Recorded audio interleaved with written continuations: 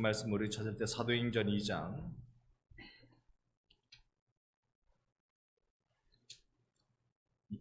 3절, 사도행전 2장 3절 말씀.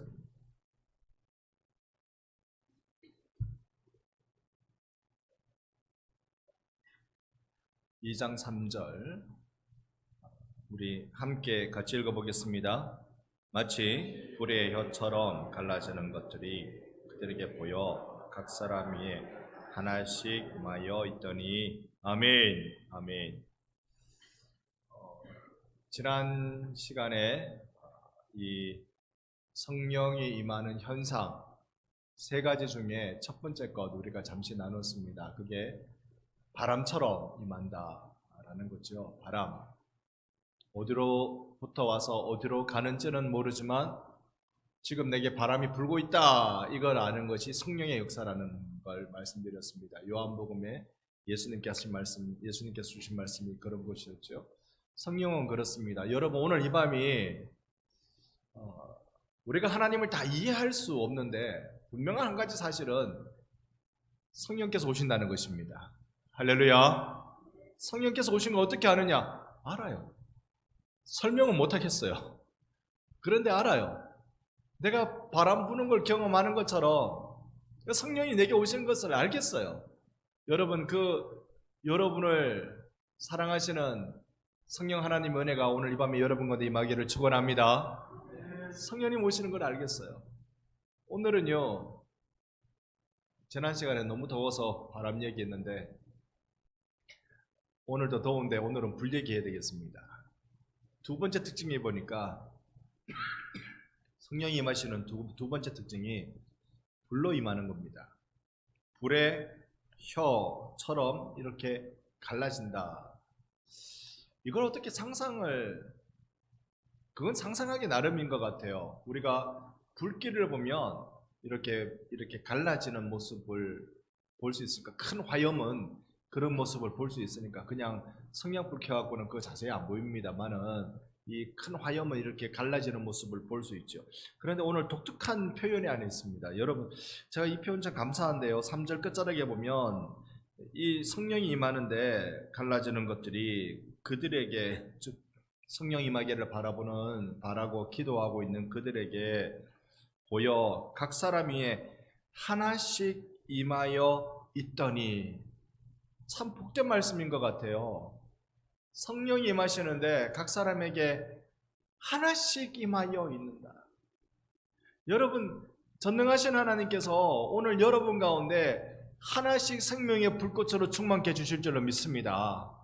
여러분 각자 가운데 무엇이 여러분에게 이 불을 받아야 되는지, 왜 이 불을 받아야 되는지 성령님이 정말 정확하게 잘 아시면서 각자 가운데 하나씩 임하게 해주신다는 이 사실이 저는 참 위로가 되고 큰 은혜가 아닐 수 없습니다. 오늘 성령이 임하는 역사, 불의 역사에 대해서 성경에 나타나는 일들로 잠깐 여러분과 말씀을 나누고 기도하고 싶은데요. 세례 요한이 예수님을 소개할 때 이렇게 말했습니다. 나는 물로 세례를 베풀거니와 내 뒤에 오시는 이는 무엇과 무엇으로? 불과 성령으로 세례를 주신다라고 말씀하셨습니다. 예수님은요, 불로 성령으로 우리를 거듭나게 해 주시는 분이시죠. 그러면 여기에 이제 불이라는 관점으로 우리가 한번 생각해 봅시다. 성경에서 불은 주로 어떤 의미로 쓰여졌습니까? 세상에서 불은 화재 사건으로 쓰여집니다만 성경에 나타나는 불의 의미는요, 이것은 심판을 의미하죠. 불심판, 심판을 의미합니다. 또 하나는 이렇게 불이 임함을 통해서 정화되는 일이 일어나요. 깨끗하게 되는 일이 일어납니다. 그래서 불로 우리를 태우소서라고 말할 때는 우리를 홀라당 태워서 새까맣게 만들어줘서 그런 뜻이 아니라 나를 정화시켜 주소서라는 뜻이잖아요. 나의 모든 죄악을 태워주시고 나를 깨끗하게 해주소서. 여러분, 이 또한 얼마나 은혜로운 말씀인지, 감사한 이야기인지요. 내가 희망이 있다는 거예요. 나라는 존재는 사실은 이게 이 속에서 이 안에서 별의 별 죽을 짓을 하고 지낸단 말입니다. 하나님으로부터 오지 않은 것들에 대해서 좋아하며 그걸 붙잡고 살아가는데, 내가 기도의 시간에 주님 앞에 나와 부르짖고 주여 외치며, 그래서 주님이 보내신 성령이 나에게 불같이 임하기 시작할 때 내 속에 모든 악한 생각이 태워지는 줄로 믿습니다. 이걸 경험하는 것, 이게 우리 기도의 시간에 경험하는 것들이에요. 성령이 내 안에 불러 역사하셔서 내 안에 모든 악한 것들을 태워주시는 것, 이걸 우리가 경험하고 싶은 것입니다. 그래서 이 출애굽때 보면요, 출애굽기에 보면 성막을 광야에 세우잖아요. 그런데 광야에 세울 때 이 성막에 보면 우레와 그리고 빽빽한 구름, 거기다가요 불 가운데 이 성막이 나타나는 걸 보여줍니다. 이 불 가운데 성막이 나타난다는 말은 여기가 하나님이 임재하시는 장소라는 겁니다. 그걸 우리가 성소 중에서 지극히 거룩한 성소를 지성소, 하나님이 임재하시는 현장이 되게 만드는 겁니다. 다시, 불의 임함을 통하여서 불이 그곳에 불기둥이 떠오르는 모습, 그 불의 임재를 통하여서 거기가 하나님이 임재하시는 현장이라는 걸 알려주는 일을 해주고 있단 말입니다. 오늘 이 오순절 우리가 성령의 역사가 불같이 임한다는 걸 우리가 이 시간 보고 있는데요, 이 뜻은 무엇일까요? 이 오순절 성령이 불같이 임하는 이 현장은 주 하나님께서 임재하시는 지성소가 된다는 뜻이겠죠. 그러니 오늘 우리들이 이 놀라운 은혜를 경험하는 것, 이 출애굽기에 나타나는 광야에서, 시내산에서 또는 광야에서 하나님의 성령이 임할 때는, 하나님이 임재하실 때는요, 주변 사람들이 접근하지 못하도록 막았어요. 시내산에 사람들이 들어오지 못하도록 막았습니다. 왜 막았을까요? 들어오면요 죽어요. 왜냐하면 성령, 우리 하나님께서 여기 시내산에 임재하시는데 그분은 거룩한 영이시란 말입니다. 그러니까 거룩하게 임재하는데 이 원망과 불평을 가득 채워 있는 이스라엘 사람들이 시내산에 들어오면 하나님의 거룩이 인간의 죄를 만나면 무엇으로 변한다고요? 진노로 바뀌는 거예요. 그래서 그들은 죽는 겁니다. 하나님의 진노가 임하니까 이 산을 침범하면 죽어요. 그래서 못 오도록 다 막았습니다. 구약은요, 하나님의 임재가 있는 그 거룩한 현장에 사람들도 오지 마라고 막아서는 거예요. 유일하게 1년에 한 명, 너희들을 대표하는 대제사장 그 한 사람만 여기에 들어와 지성소를 그때 여는 것이죠. 인간이 접근하지 못하도록 막는 게 구약의 불의 역사가 일어나는 하나님의 지성소의 현상이었습니다. 그런데 신약은 어떠죠? 신약은 이랬습니다. 바로 오순절 성령 하나님이 임재하신 것을 통하여서 성령 받는 자들을 하나님이 지성소 삼으셨습니다. 그런데 여기는요, 누구 나오는 것이에요? 누구 나오는 것이에요? 아니, 인간이 죄를 가지고 하나님 앞에, 거룩하신 하나님 앞에 나오면 하나님의 거룩이 진노로 바뀐다면서요. 맞아요. 그런데 이 진노를 하나님께서 그 지성소 삼으신 골고다 언덕 십자가에서 못 박히신 예수께 이 진노를 다 쏟아 부으셨어요. 죄를 만나면 이 거룩이 거의 법칙처럼 진노로 바뀌어요. 진노로 바뀌어요. 그런데 이 진노를 아들 예수께, 십자가를 지고 계신 아들 예수께 다 갖다 쏟아 부으시니까 죄를 짓고 있는, 죄성을 가지고 있는 인간이 하나님의 거룩한 지성소로 나올 때 이 하나님의 거룩이 예수를 통과하면서, 예수의 십자가를 통과하면서 우리에게 긍휼로 바뀌어지기 시작한 것입니다. 예수의 피권세를 믿는 그 믿음만 딱 보면서 우리를 불쌍히 여겨주시는 것으로 바꾸어 주신 거예요. 오늘 하나님이 우리를 불쌍히 여겨주실 줄로 믿습니다. 다른 데 이유가 있지 않아요. 다른 그 어떠함으로 하나님이 우리를 불쌍히 여겨주신 거 아니에요. 오늘 고생 많이 했다, 수고 많았지, 이걸로 우리를 불쌍히 여겨주시는 거 아니고요. 자, 교회를 위해서 헌신 많이 했지, 이걸로 우리를 불쌍히 여겨주시는 거 아니에요. 야, 너희 가문은 조상대대로 나를 섬긴다고 5대 6대째 그 참 믿음의 반열을 지키고 왔지라고 그걸로 우리를 불쌍히 여겨주시는 것이 아니라 딱 하나, 우리가 하나님의 진노를 모두 받아내신 어린 양 예수를 믿는 그 믿음, 그것만 보시며 우리를 불쌍히 여겨주신단 말입니다. 우리는 이 은혜를 누리고 살아요. 여러분, 오순절 성령이 불같이 임한다는 걸 구약의 배경으로 보면, 구약의 역사로 더듬어 보면, 불은 하나님의 거룩을 드러내는 현상인데 여기에 사람이 들어오지 못하게 만드는 일이 구약이었다면, 신약에는 누구든지 오시오. 예수를 믿는 자마다, 예수의 피를 믿는 자마다 누구든지 오시오. 옆에 분께 인사합시다. 당신 잘 오셨습니다. 집사님 진짜로 잘 오셨어요. 장로님 진짜 잘 오셨어요.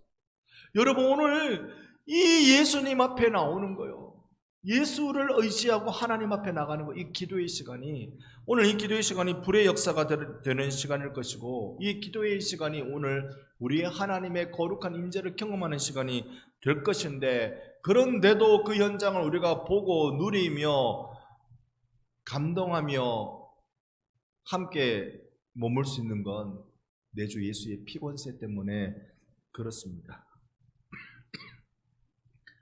예수의 피를 의지하여 우리 가운데 임한 지성소에 들어가 하나님을 대면하는 날이 오늘이 되기를 소망합니다. 이 불의 혀같이 임한다는 거, 그건 하나님께서 우리에게 하나님이 누구신지 알려주시는 현장에 주로 이런 일이 일어났어요. 하나님이 우리를 불 가운데 역사하시는 그 주님의 뜻을 경험하는 시간으로 많이 불러주셨습니다. 그래서 모세가 시내산에 올라갈 때요, 또 모세가 계시를 받을 때 그 불의 역사가 무서워서 두려워서 이스라엘 백성은 감당할 수 없었습니다. 그래서 이렇게 말해요. 하나님, 우리에게 말씀하지 마십시오. 우리는 두려워서 무서워서 감당할 수가 없습니다. 모세에게 하십시오 라고 또 맡깁니다. 우리가 죽을까 하나이다. 이게 구약 율법의 엄중함이었습니다. 구약은 10계명, 돌판에 새겨진, 두 돌판에 새겨진 이 10계명을 통하여서 이스라엘에게 말씀하셨습니다. 엄중함, 거기에는 두려움이 있습니다.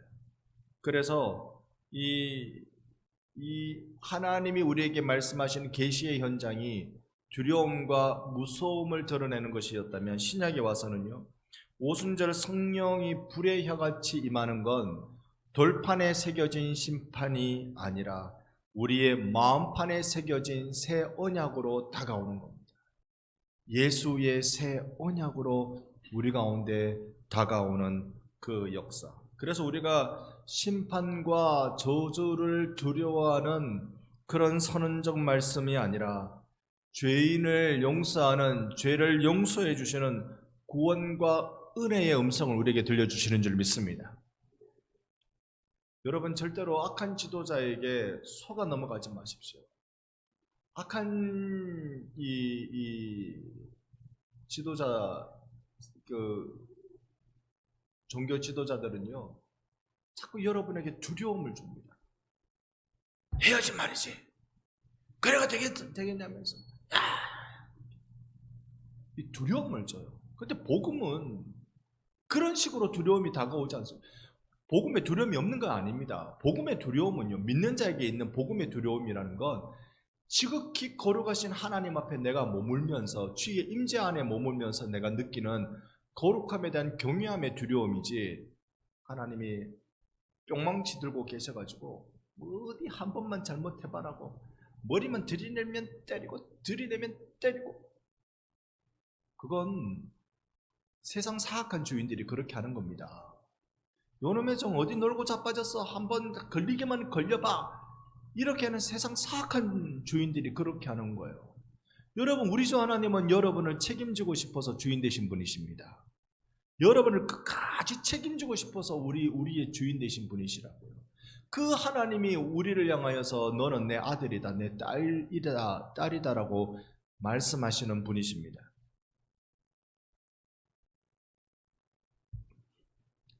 저는 요즘 쉽지 않은 시간들을 보냅니다. 장례만 치르면 끝날 줄 알았는데 장례를 치르고 난 뒤에 사실 속은 좀 더 아픈 것 같아요. 더 쓰린 것 같아요. 그래서 많은 분들이 이제 아버님을 잃어보신 경험, 먼저 떠나보내신 경험이 있는 분들이 저에게 많이 격려를 해 주십니다. 한 2, 3년 걸린다는데요. 이게 무뎌지는데 2, 3년 걸린다고 합니다. 지금도 이렇게 옛날 기억, 뭐 최근의 기억까지 이렇게 되뇌어 보면 바로 이런 거죠. 이건 아버지 굉장히 섭섭하셨을 건데, 이건 아버지 굉장히 싫어하셨을 건데, 근데 묵묵히 다 받아내셨다는 거예요. 그냥 당신 혼자 속으로 소화해내셨다는 거예요. 이게 하나님이 인간에게 심겨준 하나님의 마음이지 않을까. 하나님이 우리를 향하여서 일마다 것마다 다 이놈해버리면 우리가 그 하나님 앞에 나올 자신이 있습니까? 자신 없죠. 그런데 그 하나님은 딱 보면 나도 모르는 죄를 하나님은 아신단 말이에요. 내가 잘못한 게 뭔지 아는 것뿐만 아니라 내가 모르는 것까지도 하나님은 다 알고 계신단 말이에요. 그런데도 하나님은 어떻게 해요? 덮어버리잖아요. 딱 하나밖에 없어요. 여러분, 예수님 믿는 거. 그거 보고 덮어버린단 말이에요. 이야, 이런 은혜. 오순절에 임한 은혜는 이런 은혜예요. 불로 임하였다는 건 구약의 배경으로 보면 아무도 오지 마인데, 이걸 뒤 바꾸어서 역전시켜서 신약으로 오순절 사건으로 우리에게 주신 은혜가 뭐냐면 모든 죄인들 다 오라는 거예요. 여기에 다 와서 거룩하신 하나님을 만나라는 겁니다. 복음을 믿는 자들에게는 율법 아래 두려움으로 그렇게 가둬놓는 것이 아니라 성령의 기쁨과 담대함으로 우리를 자유케 해주신다는 것입니다. 우리 함께 이 은혜를 누리며 주님 앞에 나갑시다. 우리에게 주어진 일들도